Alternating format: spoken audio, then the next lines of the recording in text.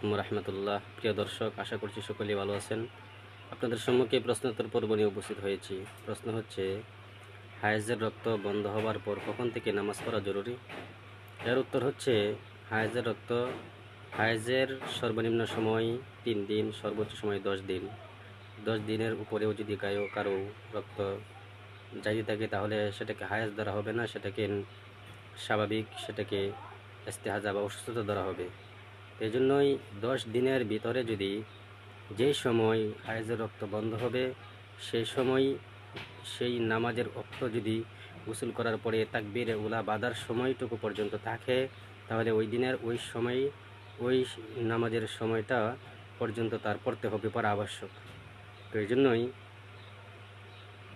যখন বন্ধ হবে হায়েজের রক্ত তখন থেকেই গোসল করে নামাজ পড়া শুরু করতে হবে।